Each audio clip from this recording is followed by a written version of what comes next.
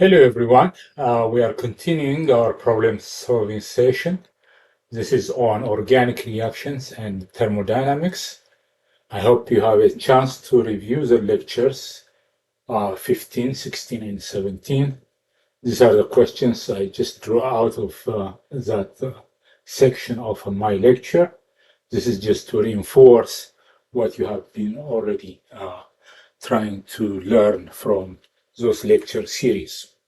So here, the question is to choose whether a reaction is a substitution reaction, an addition reaction, or an elimination reaction. So I have 4 questions here, and we'll be identifying the type of reaction in these 4 reactions. So let's begin with the first question.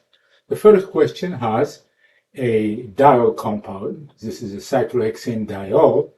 The reason why we call that compound a diol is it has 2 alcohol functional groups. So this is a diol, and it's going transformed to a ketone, which is this one, this compound right here. So when we look at the first glance, what we see is one of the OH is gone. So obviously this should tell us it's an elimination reaction.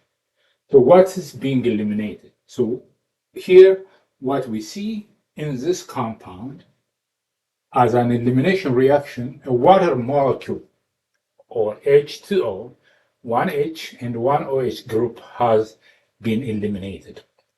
So let's just put this is an elimination reaction. Elimination. The elimination is the result of loss of water. That is dehydration. We call it specifically dehydration results, loss of water. And in terms of bonding, a new bond has been formed during elimination reaction. So if you see, all of these are sp3 carbons. All of this are sp3 hybridized carbon. But here, this one is a new hybridization for this carbon, which is sp2. So a new pi bond is formed. Pi bond is formed. So as a result of this reaction, a diol is converted to a ketone, and a pi bond, a new pi bond, is formed. Moving on to question B, that's a cyclohexane. This is just an alkane because everything is sp3 hybridized carbon. Carbon-hydrogen bonds are not that much polarized, therefore they are not very reactive. So this needs a special condition for them to react. So here you see one of the hydrogen is being replaced by chlorine. So obviously nothing has been eliminated, rather hydrogen is replaced by chlorine, one of the hydrogens. It can be any one of those. This is a substitution reaction. Substitution reaction. So here is a cyclohexane, and we are producing a chlorocyclohexane. This can only be made through a substitution reaction. So in a substitution reaction, in this reaction at least, everything that's being involved in this substitution reaction is sigma bonds. Everything is sigma bond. And every carbon here you see is sp3, especially at the substitution point. Still, all of this hybridization, I'm just introducing new concepts or concepts that you need to be familiar with. So all of the bonding, all of the carbons are sp3 hybridized. So it's not the type of reaction only I want to discuss, but rather just the general properties, the hybridization and the functional group itself, and what type of reaction has happened. Moving on to C, you have a ketone group. This is a ketone. Specifically, it is an acetone. A ketone group has a double bond oxygen bond, a carbon CO bond, that is a ketone, where you have R group, meaning that carbon and carbon, that's a ketone group. But when it is hydrogen and an R group, we call it an aldehyde. I'll come to that point. But this ketone is converted to this alcohol. So the functional group is an alcohol. If you just see here, the pi bond has been removed, or it's no more there. The pi bond has reacted already. So in this pi bond reaction, a hydrogen molecule, one hydrogen molecule has been added. That means one hydrogen here and the other hydrogen is this hydrogen. So basically this hydrogen molecule is added. Therefore, this is an addition reaction. And what is being added is a hydrogen molecule. One H here on the sigma and OH. So this carbon from sp2, it went to sp3 hybridization after a reaction. So what has happened is pi bond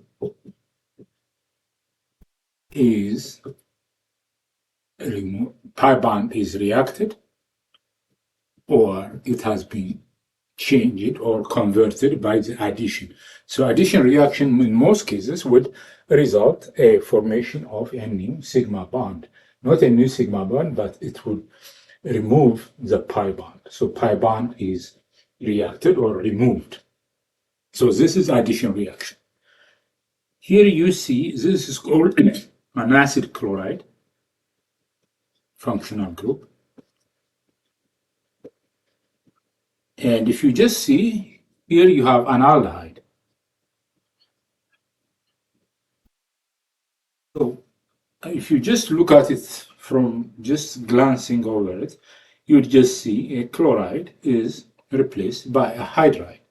So this is a substitution reaction. Substitution.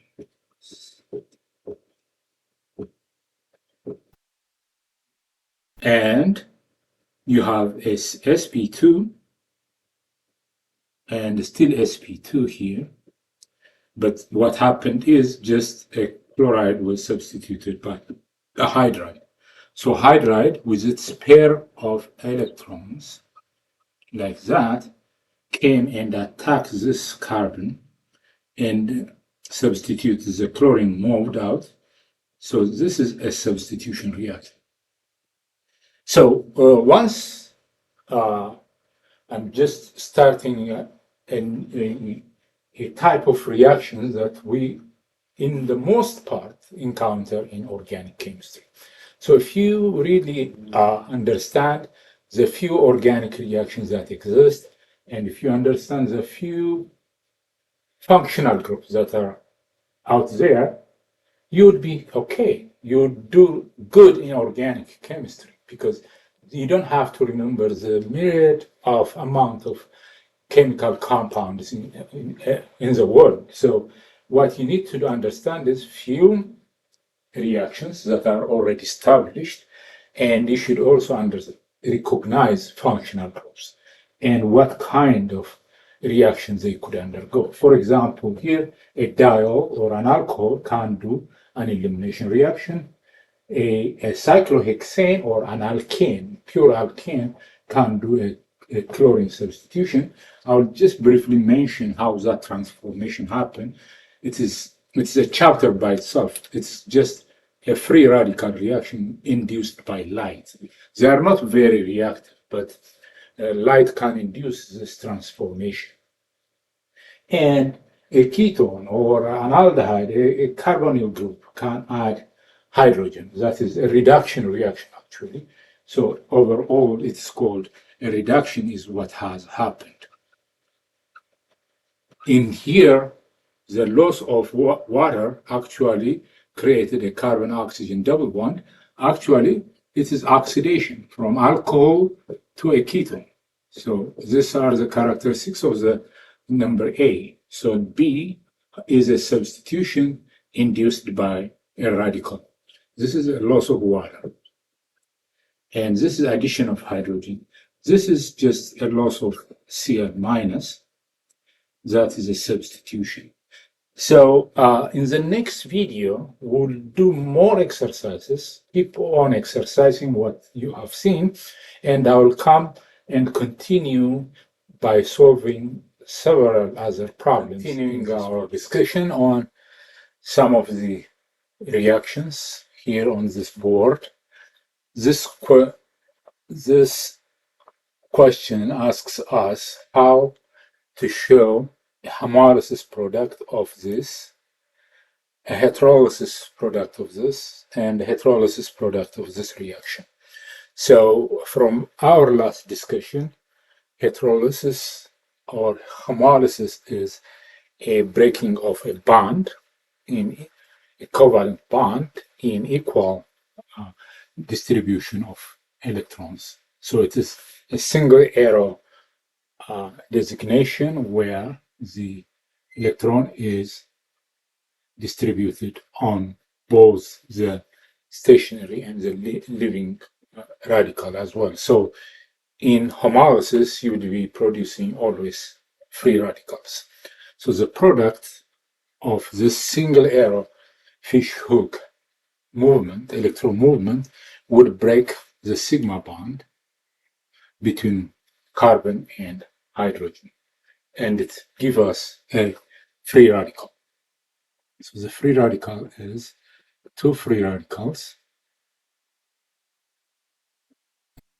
this is H, and this is H. It gives this and H radical. So this is one radical, and this is another radical. So homolysis always gives us a free radical species because the covalent bond breaks to give two species the breakage of a sigma bond. So when we talk of a bond dissociation energy, we are talking of the split of a covalent bond, sigma bond in this case, into free radicals. Here it asks us to show a heterolysis of a bond. So it is showing us a heterolysis of this bond. In this case, it's a heterolysis of that bond.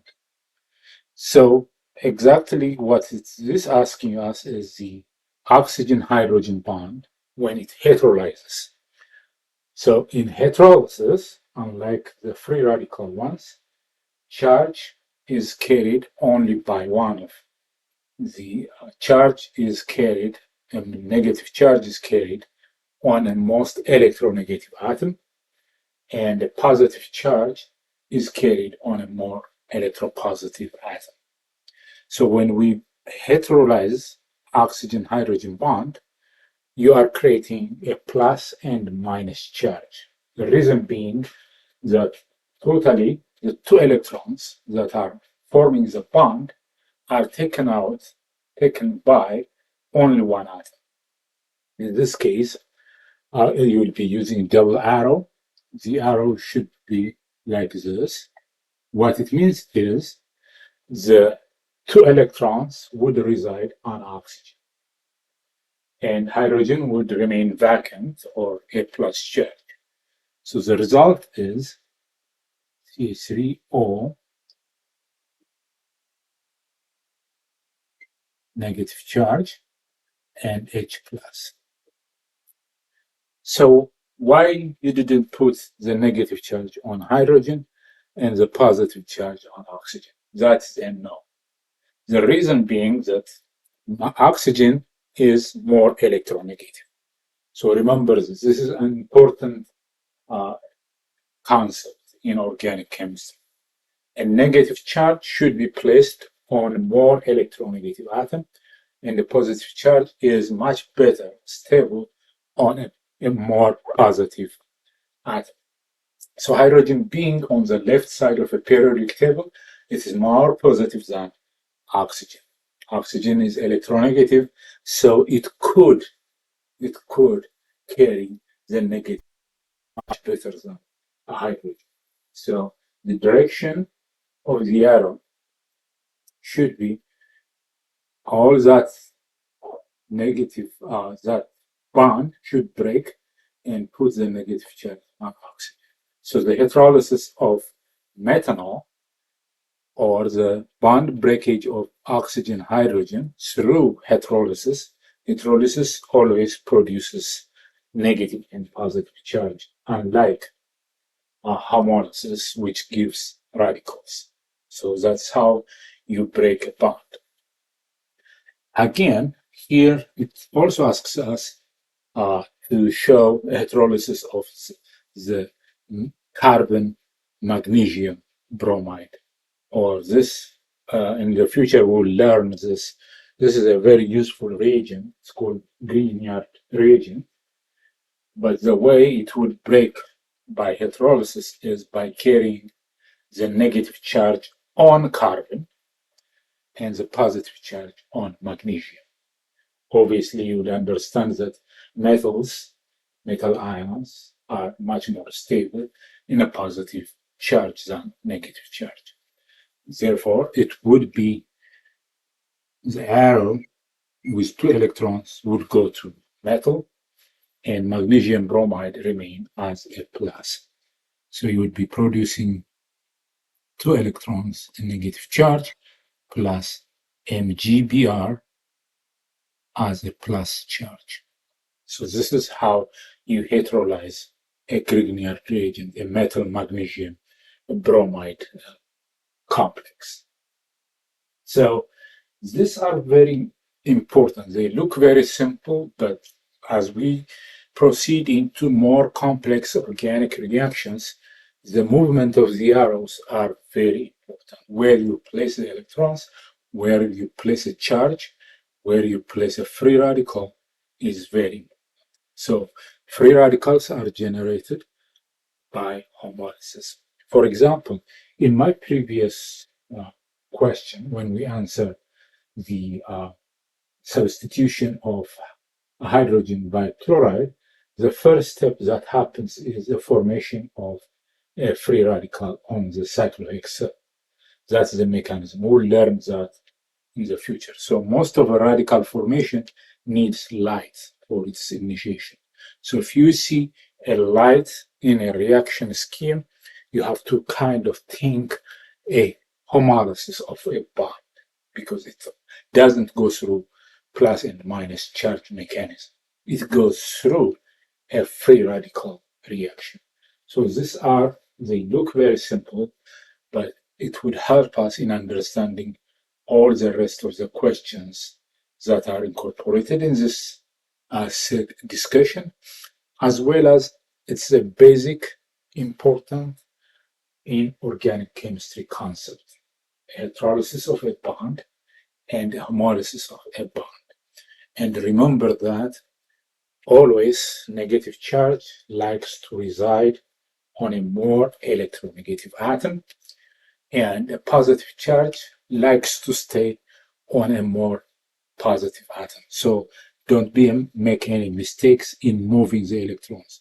So the arrow cannot move that way.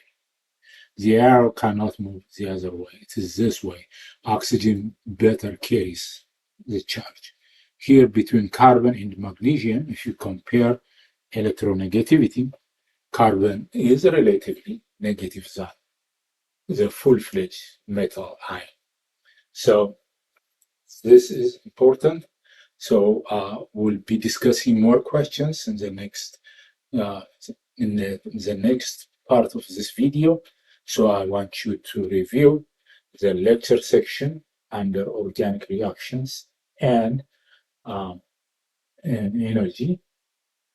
This is part of that chapter. This is a problem-solving session for the chapter in organic reaction and energetics of a reaction. So we'll continue with another. Let's continue our discussion or problem-solving session for organic reactions. Here are some simple reaction equations. The question is asking you to use proper arrow direction and how the bond breaking or makes a certain product. So from the left side, you see the reactants, and the products are on the right side. You would see in equation question A, for example, you have a metal bromocyclohexane compound, which is transferred to a carbocation. This is very unstable species, so it's considered to be an intermediate. It's not something, a final product.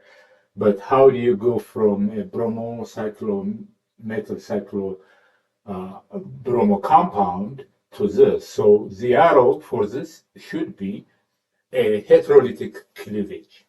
Like I said in earlier section, that a pair of electrons move with a single atom and break a bond would leave a positive charge, here in this case a carbocation. This, by the way, it's a tertiary carbocation because the plus charge is on a carbon that is attached to 3 different carbons. So we call this a tertiary carbocation, positive charge. So for this, I will use a double arrow in the direction of breaking, like this. It's breaking off. So the negative, the 2 electrons are moving with bromine itself to generate a carbocation.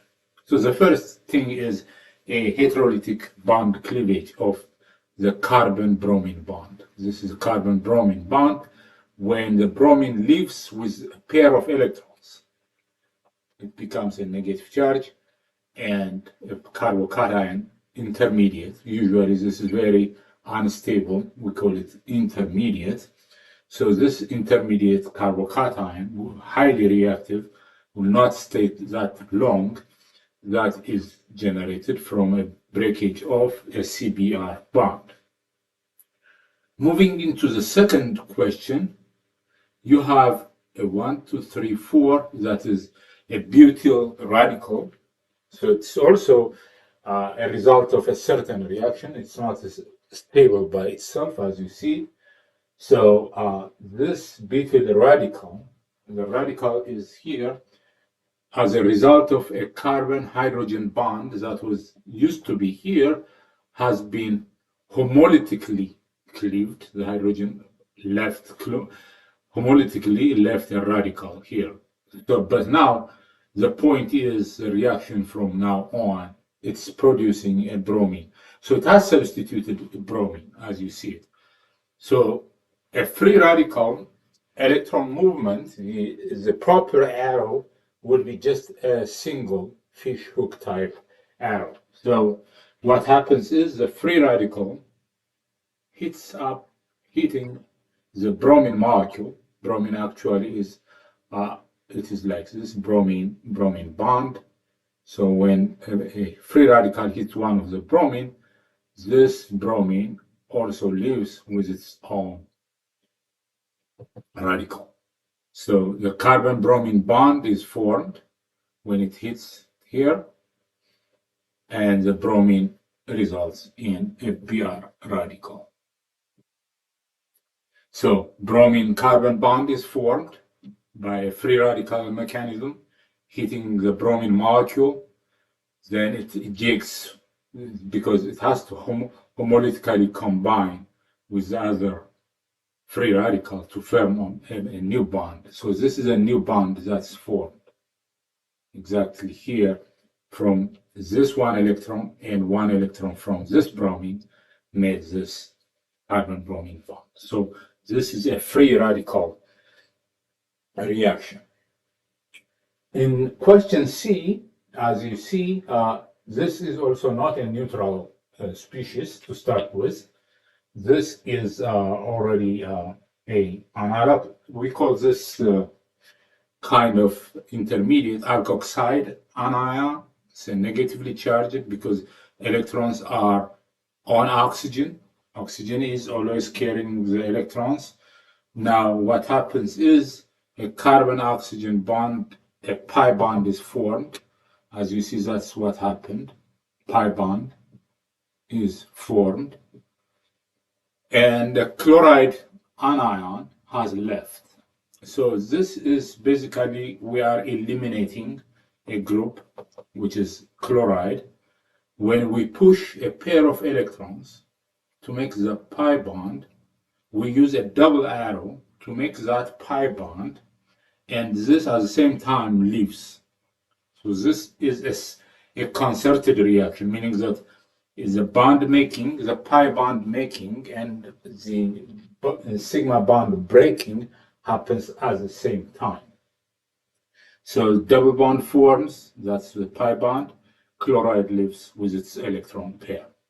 So we have this product. This is a ketone functional group. This is alkyl halide, meaning that it is an alkyl chain with halide on it. That's a neutral molecule. This is a neutral molecule. So in question D, what you see is a bromine is substituted by OH. So what happens is this new carbon oxygen is formed. The bromine carbon bond has broken. So it is a substitution reaction, basically. So a new carbon-oxygen bond is formed. So this requires a movement of 2 electrons on the carbon and a living bromine with a pair of electrons. So it's just substitution. So what happens is you just use one of the pair electrons, would hit this carbon right there, and this carbon-bromine bond now breaks. So you have formed, this is ethanol, this is an alcohol functional group from a substitution reaction. So a new sigma bond is formed, and another sigma bond was broken. So this is a substitution. And the arrows that would show the reaction are these arrows. Okay, let's move on to question E. You would see here a metal radical and a chlorine radical. So it's just an association of the 2 radicals to just form a bond. So a free radical is not very stable. And so what happens is I use a single arrow recombination like that. That makes the CH3Cl bond, the carbon-chlorine bond. This carbon and chlorine bond is formed through a free radical recombination. So free radicals are very unstable. Whenever they see any other radical, they tend to associate immediately. So a bond, a covalent, mu covalent sigma bond is formed. So this is sigma bond formed from the 2 electrons recombine. So free radicals are not stable. What they do is immediately combine, either snatch a proton or recombine with a free radical which is already existing. These are not very stable. So the reaction is so fast to form the carbon-chlorine bond. Any non-neutral species, charged radical negative ion, they are not stable. They would react quickly. So in the final, here on this series, you have a carbocation. This is called carbocation. This is a carbocation that is also a tertiary one, tertiary carbocation. A tertiary carbocation is a very reactive species as well. We don't get this in a bottle. This is a result of some other previous reaction, and it is an intermediate to go to some very stable product. So what I see here is that a new pi bond is formed here in the product. An alkene is formed, pi bond formed. It is an alkene product. So somehow this is an elimination reaction. Okay, if it was Because if the leaving group was here, what happened is you are basically eliminating a certain group to form a bond. So the OH minus, which is very basic, always when you have a negative charge on a certain atom, negatively charged species they are very basic. As you know, sodium hydroxide is basic. So OH minus is also basic. In this reaction, the OH minus is acting as a strong base. So this strong base would, and hydrogen, relatively an acidic atom or species, the pair of electron would grab that H, and when it is taking that away, this bond collapses to form a bond, and the positive charge is now neutralized because it gets a pair of electrons. So that's what happened. One hydrogen is being taken away by a base. Actually, there's water. H2O is formed, and this pair of electrons are donated or back to this bond to make a form to form a bond, and that cation is neutralized now to make a very stable alkene compound. So these are the kind of transformations or arrow movements you'll be encountering in most organic reactions. So we'll continue with more problems. Okay, moving on, we have more problems to solve. In this set of questions, you are asked to give the product that the arrow is indicating, because the reaction is happening as the arrows are as shown. So it's very easy. It's very informative the way the process happens. It's just for you to give products of such electron movement. But I just want to explain what exactly happens and what type of reaction this is. So this is a hydroxide anion. Obviously, I have already mentioned this is basic. It's a base, strong base. So whenever you think of strong base, you should also think of, okay, it could recombine with an acid, or it could take off a proton. Proton, a base is something which accepts proton, right, from our definition. So yes, so it would snatch off one of the hydrogens. Here it's taking that hydrogen. When that hydrogen is being taken as a proton, it leaves the pair of electrons. Those pair of electrons cannot just sit on carbon.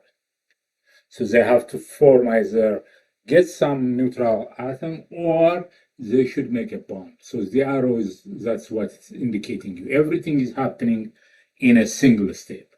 So the hydroxide comes in, takes away a proton, pair of electrons are making a new pi bond. When a new pi bond is formed, carbon cannot have more than 5 things attached to it. So when a carbon double bond is formed, bromine has to leave.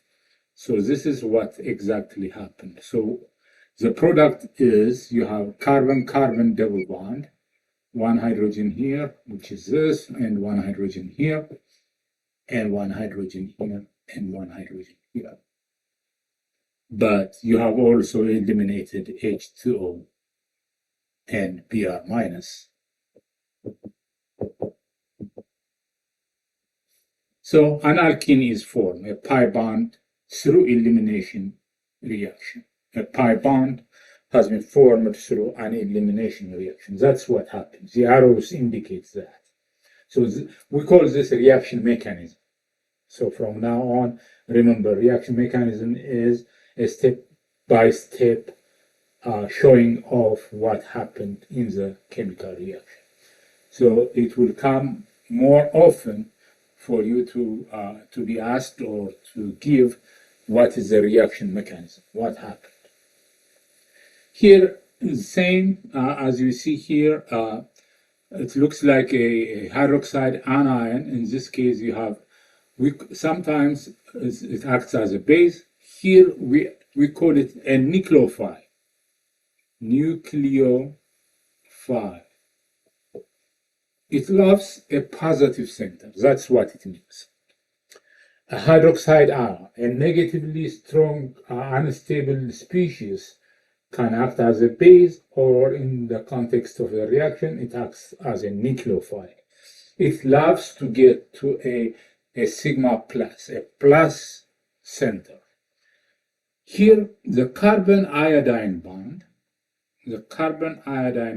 has a residual positive charge because electrons are mostly withdrawn to iodine, because iodine is a very electronegative atom. So this carbon right here, different from the others, is relatively, it has a sigma positive, and iodine is carrying a sigma negative charge, we call it.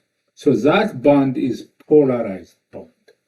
Specifically, a carbon is significantly has a sigma plus charge on it. So that negative charge actually hits exactly the carbon.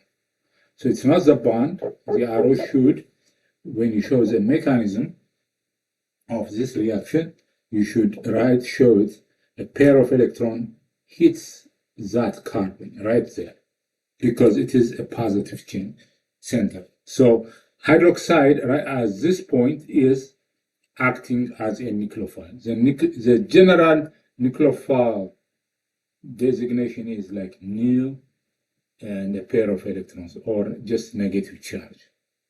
General, this is just general designation. So a nucleophile hits a positive carbon right there, forming a new oxygen carbon bond, and the product is actually a substitution product, which is OH and plus iodine minus leaves. So that's what the arrow is showing you. So the detail of that arrow movement is showing you so many different things. You need to understand before pushing the arrows. So this is a nucleophilic substitution on that carbon, which is differently charged than the other because of what is on it. So the iodine makes that carbon very positive. So any nucleophile can come and attack that carbon. That's why a new carbon-oxygen bond is formed. So here a pi bond is formed. Here a substitution reaction. Actually, this is a functional cyclohexanol. It is an alcohol functional. New product is formed. Okay, here you see a radical, a chlorine radical.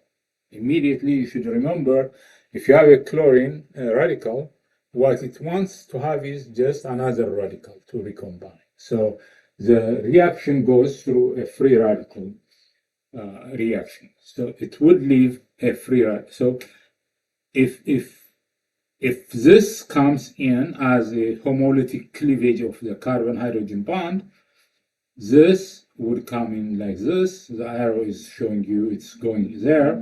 So what it leaves is another radical. So it would form a radical like that. So one of the hydrogens is now out with chlorine. So chlorine hydrogen is formed, hydrochloric acid, but leaves a free radical. One thing also I want to mention is that any reaction, product side or reactant side, whatever charge is there in the product, it should be also balanced. For example, we start with a free radical on chlorine. Overall, there is a free radical in the reactant side. In the product also, you should have a radical also generated. Here, for example, we have a negative charge in this reaction mixture. That's the only charge. In the product, you have I minus as well. Here you have a charge which is negative. In the product side also, a net negative charge. So you should also remember, if your mechanism is right, charge is conserved, both in the reactant side and in the product side. Here it's showing you just the arrow movement within the molecule itself. So it is showing us that a pair of electrons is making a pi bond. That's 2 electrons because it's a double arrow.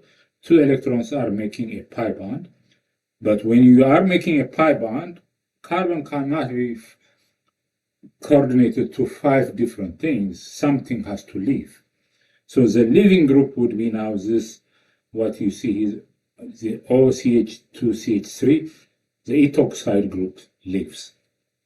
So what happens is you have CH3, CO, a new one formed, this, CH2, CH3 is this, no, CH2, CH3 is formed, but this has left, so it will be plus CH2, CH3 with a negative charge.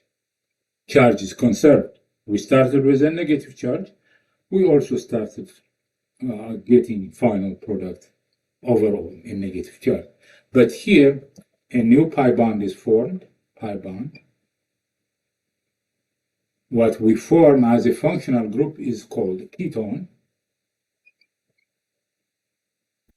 It is a metal ethyl ketone compound. So the new functional group is a ketone. This is a cyclohexyl metal radical. Here we form a neutral molecule, cyclohexanol. Here we form a pi bond, which is analkene.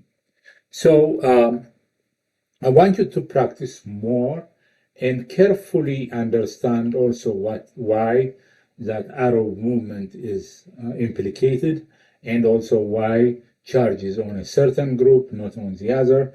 And all this gives you an understanding of what organic reaction mechanisms are.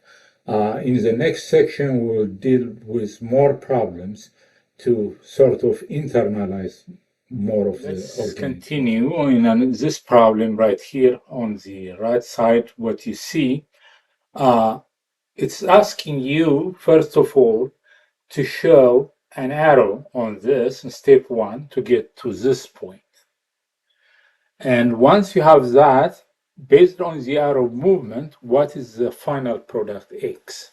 This is a question. Find the product, find X or the product, and also show the initial steps using arrows. So if you just look at the product here to show the arrows here, you have an OH, the oxygen has grabbed a proton. That's what happened.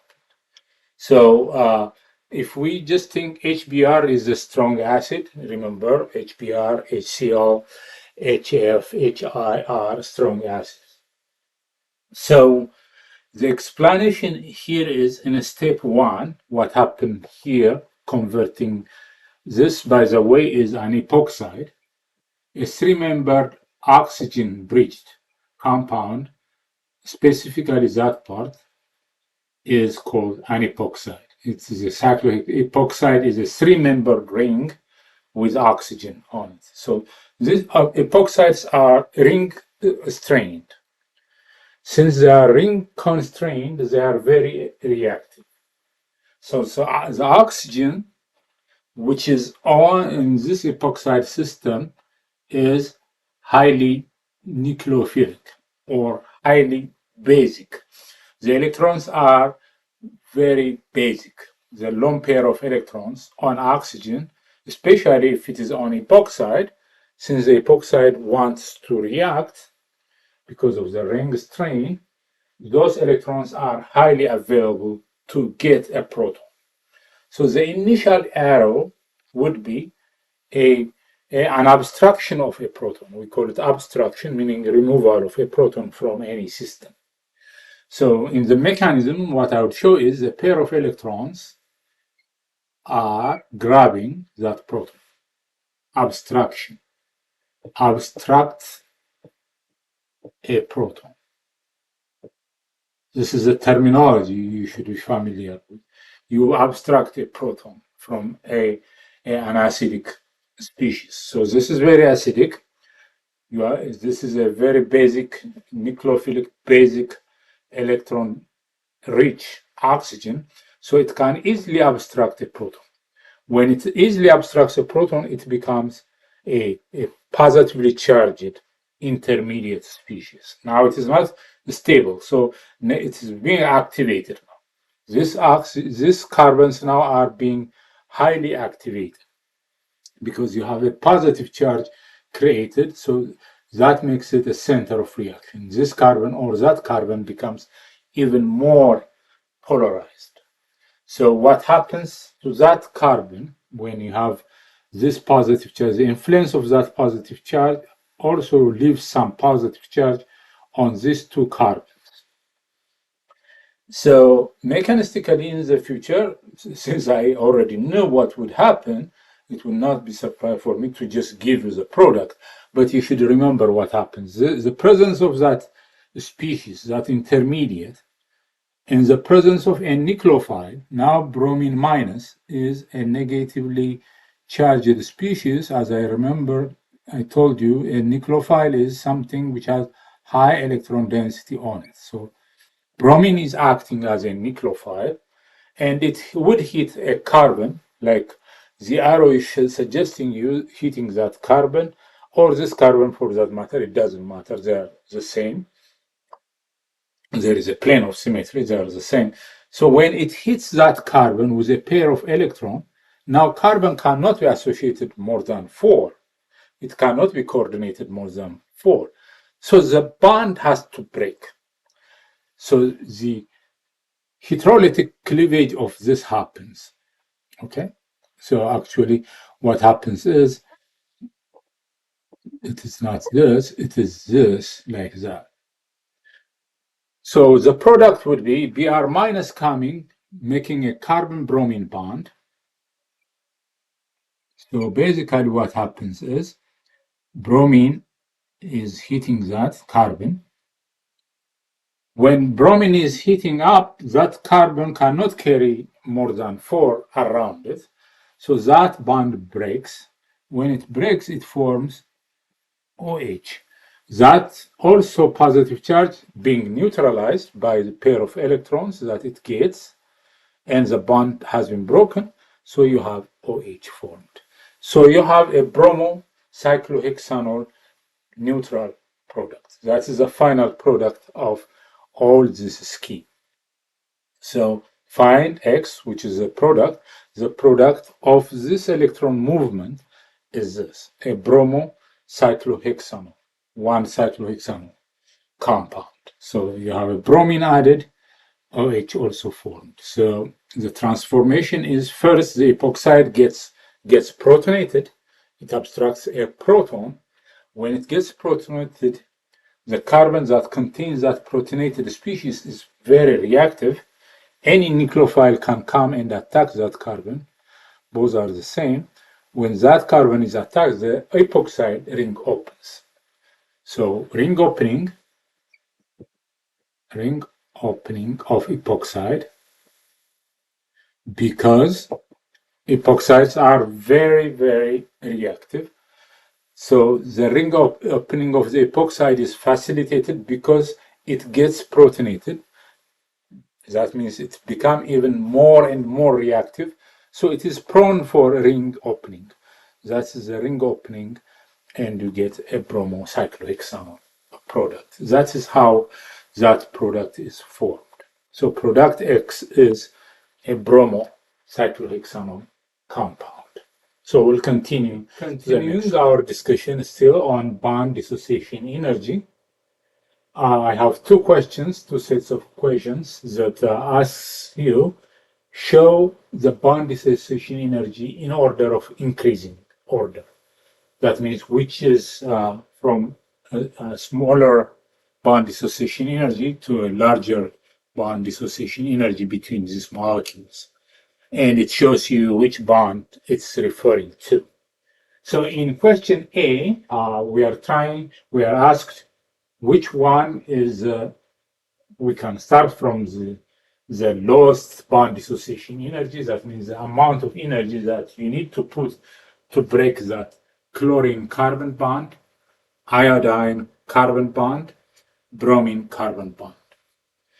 So they are similar in terms of what is this is a tetrachloro compound. This is a trichloro carbon compound. So basically, it is asking you which one is the lowest and which one is the highest. So if you just compare electronegativity, in this case, the strength of the bond is what we have to account for. So which one is the strongest carbon X? I will just compare, say X, meaning chlorine, iodine, bromine. So this is what we are referring to. The carbon X bond, the halogen part, which makes that bond either strong or weaker. So if you just see in the periodic table, the most electronegative atom in this series is chlorine. Next is bromine, next to iodine. So when the carbon-chlorine bond is very short and tight, when it is also making a bond between the two, the strongest is with the stronger electronegative atom. That bond is very strong and very short as well. So that bond dissociation energy would be much, much higher. So the highest is a carbon-chlorine bond. So I will put the order first, since we are asked in increasing order, I'll put it in a different order. So that carbon X bond, the lowest would be the iodine carbon bond. Iodine carbon bond, carbon iodine bond is the weakest in the series because one, the carbon iodine bond is longer. It's a longer sigma bond. In all of them, what you see is a sigma bond. All of them have sigma bond. The I carbon, the chloride carbon, the bromine carbon bond, everything is sigma bond. But they are not of same lengths. If you just look at this, iodine is very large, it's fluffy, highly polarizable bond. So therefore, iron carbon bond is the weakest one. So we'll start from iodine is less than, the next one would be bromine containing, the highest one would be the chlorine. So negativity wise, iodine is less electronegative than bromine. Bromine is less electronegative than chlorine. So the bond dissociation energy is also for ICCl3 is much less than bromine CCl3 less than CCl3. So CCl3. So this is the order. If you are asked, put the bond dissociation order in order of increasing energy, this is what you see. The highest would be the chlorine carbon bond in that compound. Next would be the bromine. Next would be the iodine. So the lowest carbon iodine bond, the lowest bond dissociation energy is required to break that bond with this compound. So it goes along with the electronegativity. The most electronegative ones needs high bond dissociation energy because they are short and the bonding is very tight. In the next question, you see it's very straightforward, it looks like, because you have a nitrogen molecule. This is a nitrogen gas, by the way. So it is asking you to order them in order of increasing bond dissociation energy. Nitrogen with its triple bond. So nitrogen gas is a triple bond. It has a triple bond. So if you compare it to this compound here, this is hydrazine with nitrogen single bond. So this is a single sigma bond. Single bond. Here you have one sigma and one pi. Here you have one sigma and two pi bonds. Here you have one sigma and one pi bond. So the strength obviously goes with the number of bondings you have. So the triple bond, which is nitrogen, should be the highest bond dissociation energy. You need to break the sigma bond, you need to break the two pi bonds. So the nitrogen-nitrogen bond is a triple bond, which is stronger and shorter as well. So it is short and it is strong.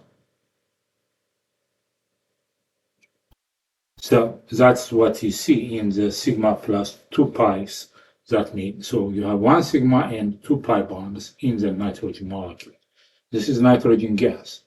That's why nitrogen gas is an inert gas. It doesn't react with anything. Nitrogen is in our atmosphere. It doesn't react spontaneously with anything. So that's how stable it is. So the next one is one sigma and one pi. This is a next stronger one. And this is the least one. This is called hydrazine. It's very reactive. Hydrazine with a single nitrogen-nitrogen bond. It's very reactive and it has the lowest bond dissociation energy. So bond dissociation energy would be, the lowest would be hydrazine. So hydrazine is less than this amine and less than nitrogen. So this is how you put them in order of increasing bond dissociation energy. So bond dissociation energy increases this direction, increasing. Meaning that it requires a very high bond dissociation energy to break that indicated bond. So this bond is not easy to break. You almost cannot break that. This double bond is indicated, that single bond is indicated. So in the next section of this series, we'll be using more of numbers and calculate bond dissociation energy and also see what effects of hybridization has on the strength of a bond.